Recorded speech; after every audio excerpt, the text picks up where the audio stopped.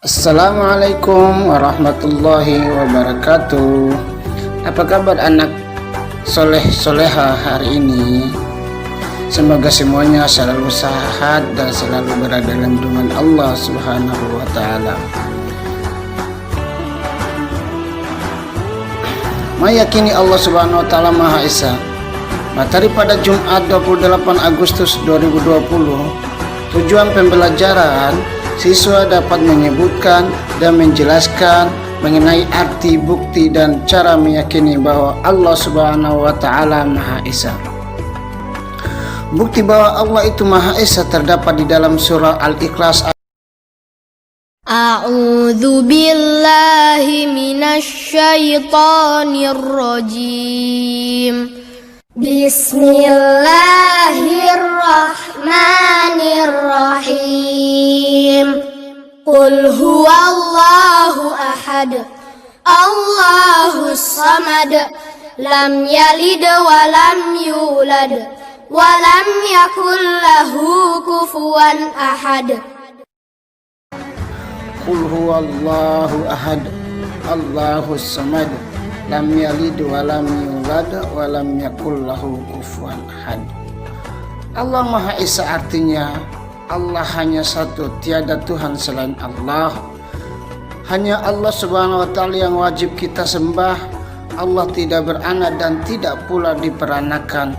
Tidak ada sesuatu pun yang menyerupai atau menyamai Allah Subhanahu wa Ta'ala.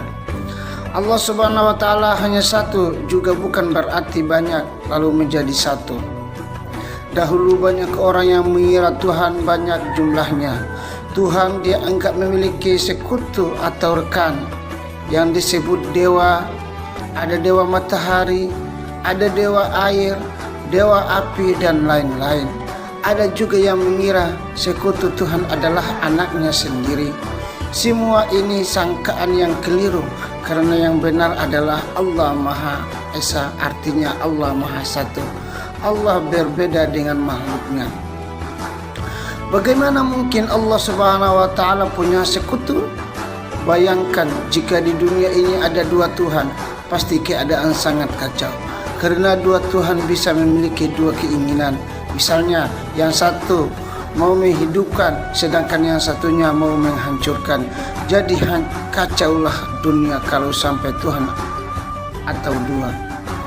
Apalagi lebih. Ini salah satu bukti juga kalau Allah hanya satu, Allah Maha Esa.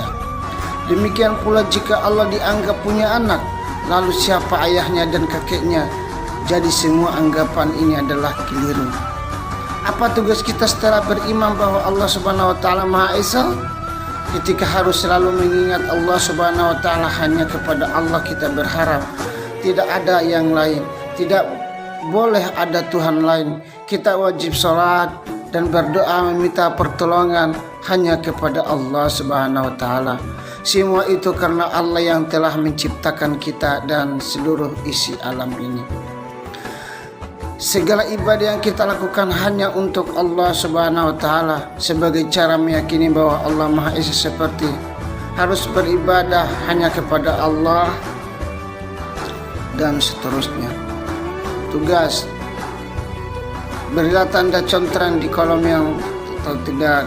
Tugas kedua, tugas ketiga. Tetap semangat dalam belajar dan beribadah ya, anak soleh soleha. Terima kasih atas perhatiannya. Wassalamualaikum warahmatullahi wabarakatuh.